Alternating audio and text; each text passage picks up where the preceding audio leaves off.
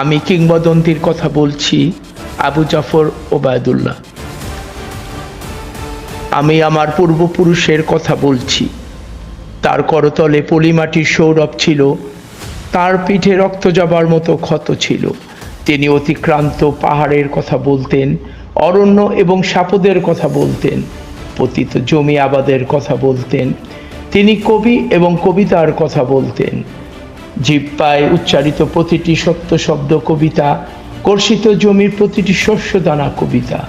যে কবিতা শুনতে জানে না সে ঝড়ের আর্তনাদ শুনবে, যে কবিতা শুনতে জানে না সে দিগন্তের অধিকার থেকে বঞ্চিত হবে, যে কবিতা শুনতে জানে না সে আজন্ম কৃতদাস থেকে যাবে।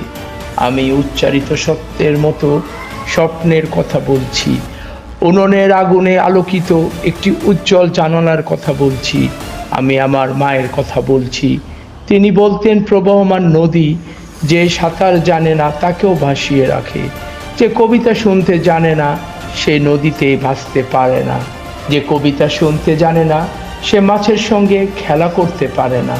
যে কবিতা শুনতে জানে না সে মায়ের কোলে শুয়ে গল্প শুনতে পারে না। আমি কিংবদন্তির কথা বলছি, আমি আমার পূর্বপুরুষের কথা বলছি। আমি বিচলিত স্নেহের কথা বলছি, গর্ভবতী বোনের মৃত্যুর কথা বলছি। আমি আমার ভালোবাসার কথা বলছি। ভালোবাসা দিলে মা মরে যায়, যুদ্ধ আসে ভালোবেসে মায়ের ছেলেরা চলে যায়। আমি আমার ভাইয়ের কথা বলছি। যে কবিতা শুনতে জানে না সে সন্তানের জন্য মরতে পারে না। যে কবিতা শুনতে জানে না সে ভালোবেসে যুদ্ধে যেতে পারে না। যে কবিতা শুনতে জানে না সে সূর্যকে হৃৎপিণ্ড ধরে রাখতে পারে না। আমি কিংবদন্তির কথা বলছি, আমি আমার পূর্বপুরুষের কথা বলছি। তার পিঠে রক্ত জবার মতো ক্ষত ছিল, কারণ তিনি কৃতদাস ছিলেন। যে কর্ষণ করে শস্যের সম্ভার তাকে সমৃদ্ধ করবে। যে মৎস্য লালন করে প্রবাহমান নদী তাকে পুরস্কৃত করবে। যে গাভীর পরিচর্যা করে জননীর আশীর্বাদ তাকে দীর্ঘায়ু করবে।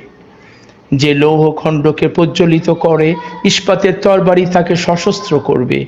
দীর্ঘদেহ পুত্রগণ, আমি তোমাদের বলছি। আমি আমার মায়ের কথা বলছি, বোনের মৃত্যুর কথা বলছি, ভাইয়ের যুদ্ধের কথা বলছি। আমি আমার ভালোবাসার কথা বলছি। আমি কবি এবং কবিতার কথা বলছি। সশস্ত্র সুন্দরের অনির্বাণ অভ্যুত্থান কবিতা, সুপুরুষ ভালোবাসা সুকণ্ঠ সঙ্গীত কবিতা, জিহ্বায় উচ্চারিত প্রতিটি মুক্ত শব্দ কবিতা, রক্ত জবার মতো প্রতিরোধের উচ্চারণ কবিতা। আমরা কি তার মতো কবিতার কথা বলতে পারবো?